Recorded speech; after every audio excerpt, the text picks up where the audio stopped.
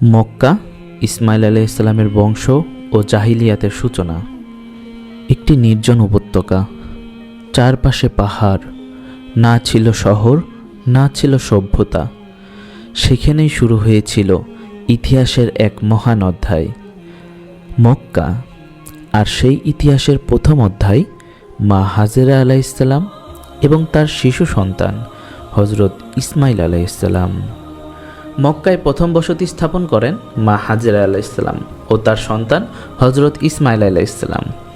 এরপর ইয়ামান থেকে আগত এক ব্যবসায়ী কাফেলা বনু জুরহুম, তারা হাজেরা আলাইহিসসালামের অনুমতিতে জমজম কূপের পাশে বসতি স্থাপন করেন। সময়ের সাথে সাথে হজরত ইসমাইল আলাইহিসসালাম তাদের মধ্যেই বিবাহ বন্ধনে আবদ্ধ হন। আর ঠিক তখনই মানব ইতিহাসের এক মহা মুহূর্ত, হজরত ইব্রাহিম আলাইহিসসালাম ও হজরত ইসমাইল আলাইহিসসালাম তাদের হাতে নির্মিত হয় পবিত্র কাবাঘর, তাওহীদের আলো। হজরত ইসমাইল আলাইহিসসালামের বংশধররা ছড়িয়ে পড়ে মক্কা ও তার আশেপাশে। তাদের মাধ্যমেই পৃথিবীতে ছড়িয়ে পড়ে তাওহীদের দাওয়াত। হজরত ইসমাইল আলাইহিসসালাম শুধু একজন নবীই নন, তিনি ছিলেন তার কওমের নেতা, শাসক। তার মৃত্যুর পর তার বংশধররাই কাবার তত্ত্বাবধান ও মক্কার নেতৃত্ব গ্রহণ করেন। বংশধরা ও ইতিহাস। হজরত ইসমাইল আলাইহিসসালামের পুত্র নাবেতের বংশধররা শাসন করত উত্তর হেজাজ। তাদের থেকে জন্ম নেয় ইয়াসরিবের আউস ও খাজরাজ গোত্র।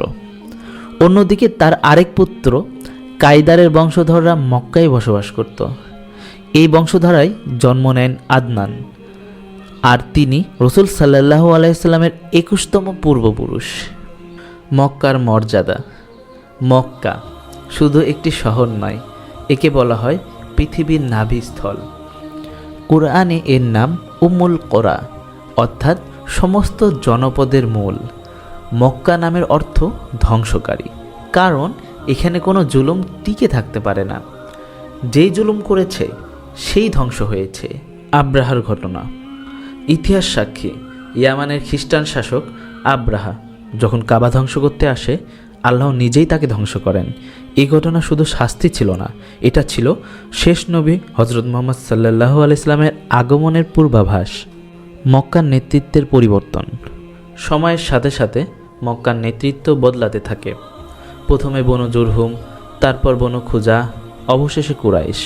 আর কুরাইশদের নেতৃত্ব আসেন কুসাই বিন কিলাব। তার মাধ্যমে কুরাইশরা একত্রিত হয় এবং মক্কায় প্রতিষ্ঠিত হয় শক্তিশালী নেতৃত্ব। জমজম কূপ ও আব্দুল মুত্তালেব। বহু বছর পর রসুল সাল্লাল্লাহু আলাইহি সাল্লামের দাদা আব্দুল মুত্তালেব স্বপ্নে নির্দেশ পান জমজম কূপ খননের। তিনি তার পুত্র হারিসকে নিয়ে খনন শুরু করেন। প্রথমে বিরোধ, তারপর আল্লাহর রহমত। অলৌকিকভাবে পানি বের হয়, আর সবাই স্বীকার করে নেয় এটি আল্লাহর পক্ষ থেকে বিশেষ নিদর্শন।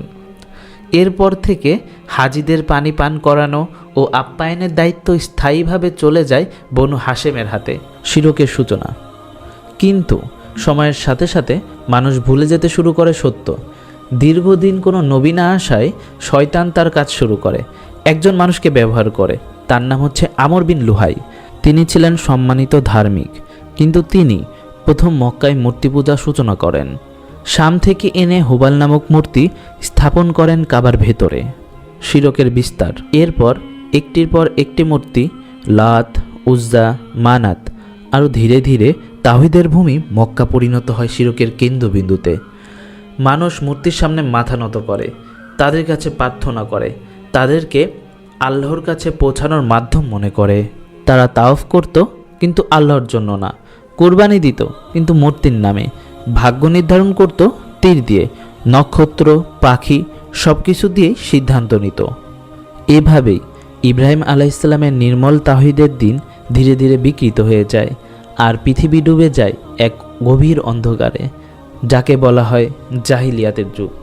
কিন্তু এই অন্ধকার চিরস্থায়ী ছিল না। খুব শীঘ্রই আসতে চলেছে এমন একজন, যিনি এই অন্ধকার ভেঙে পৃথিবীতে ফিরিয়ে আনবেন আলোর দাওয়াত। পরবর্তী পর্বে আমরা জানব কেমন ছিল আমাদের প্রিয় নবী হজরত মুহাম্মদ সাল্লাল্লাহু আলাইহি সাল্লামের জন্ম ও শৈশবকাল, ইনশাআল্লাহ।